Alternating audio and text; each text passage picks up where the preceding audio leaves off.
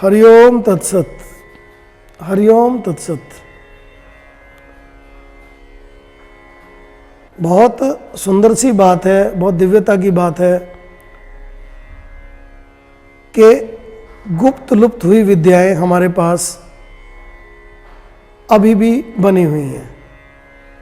गुरुओं का ज्ञान इस प्रकार का रहा कि उन्होंने परंपरागत अपनी शिष्य परंपरा में उसको दिया है। गुरु गोरक्षनाथ बाबा का भी आदेश है, बचवा रहे अब ये लुप्त गुप्त विद्याएं हो गई, जिनके कारण, ना जानने के कारण लोग इस भाव भाव में भटक रहे हैं और जान नहीं पा रहे हैं उस असली मार्ग को, उस वास्तविक स्वरूप को। तो इसे जन कल्याण के लिए प्रेक्षित कर दिया जाए।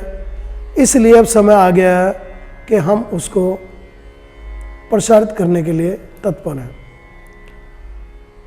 गुप्त लुप्त विद्याएं इस प्रकार की हैं कि उनके ऊपर पुस्तकें कभी नहीं लिखी जाती, क्योंकि वो परंपरागत जाती हैं। गुरुओं को अच्छी तरीके से पता था कि जो आज बखेड़ा हो रहा है कि किसी चीज़ का अर्थ का अनर्थ बन रहा है, पढ़ते कुछ हैं, करते कुछ हैं, होता कुछ है, देखते कुछ हैं, तो उस स्थिति को लाने के लिए परंपरागत विद्या प्रदान की जाती है। और सत्शिष्य को देखते हुए सदगुरु जो है वो अपनी परंपरा को चलाने के लिए, अपने इस निर्वाह को निरंतर चलाने के लिए उस पर कृपा कटाक्ष करके उसको अपनी विद्या को देते हैं। तो उस विद्या को प्राप्त करने के लिए शिष्य और गुरु का संवाद है। गुरु कैसा हो, शिष्य कैसा हो। तो आज के परिप्रेक्ष्य में देखें तो वो परंपराएं नहीं मिलती, उस प्रकार के शिष्य नहीं मिलते जिस प्रकार से गुरु दिया जाता था। गुरु अपने आप में बहता है।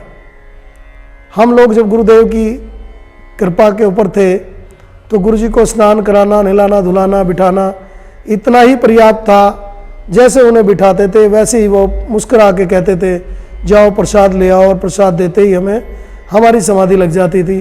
तो ये गुरु की कृपा होती है। गुरु बहता है शिष्य में।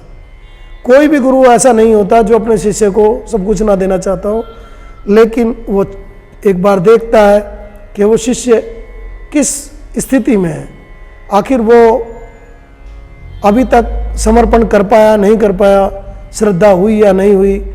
जैसे एक कथा आती है कि गुरुजी ने पूछा शिष्य से कि बेटा किस लिए आए हो? बोले गुरुजी मैं सिर्फ दीक्षा लेने आया हूँ और मुझे आप ज्ञान दे दीजिए। उन्होंने कहा बेटा कभी प्रेम किया है?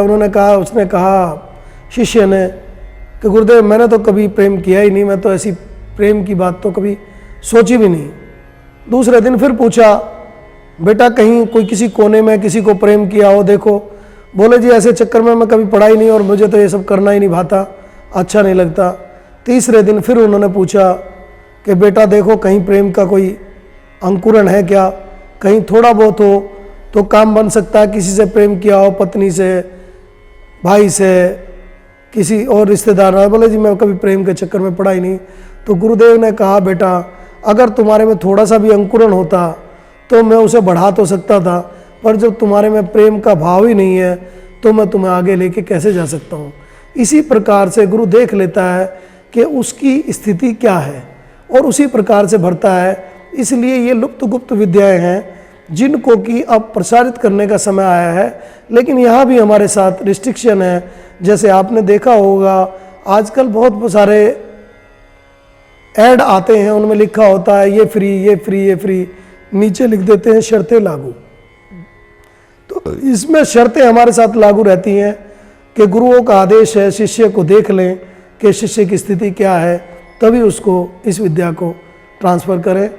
तो उस प्रकार से हम लोगों ने उनके लिए एक प्रयास किया है। एक आत्मदर्शन क्रिया अभी हमने बनाई है, जिस आत्मदर्शन क्रिया को करने के बाद वो खुद आनंदित हो उठता है और अपने आप को जान पाता है। तो 3 दिवसीय हमारा कार्यक्रम रहता है। उस आत्मदर्शन क्रिया को लेने का प्रयास करें।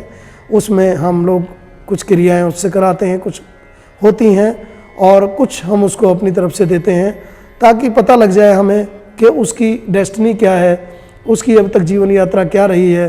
तो उस जीवन यात्रा के अनुसार उसको आगे का मार्ग प्रशस्त करने का प्रयास करते हैं। जो गुरुओं से हमें मिला है, जो गुरुदेव की कृपा हम पर है, तो हम भी उससे ऋण हो जाएं। हम भी चाहते हैं कि अनेक लोगों को लाभ हो। एक दीपक अगर कोई जल रहा हो, उससे अगर और अनेकों दीपक जलेंगे तो ये अपने आप में एक बहुत बड़ा कल्याणकारी कार्य होगा। लेकिन इसमें शर्तें लागू हैं। तो कृपा करके हम बार बार यही कहते हैं कि आप हमें बुलाइए या हम हमारे पास आइए। हम बार बार आग्रह कर रहे हैं कि समय बार बार नहीं आएगा। एक बार अगर समय निकल गया तो ये सब हाथ नहीं लगेगा।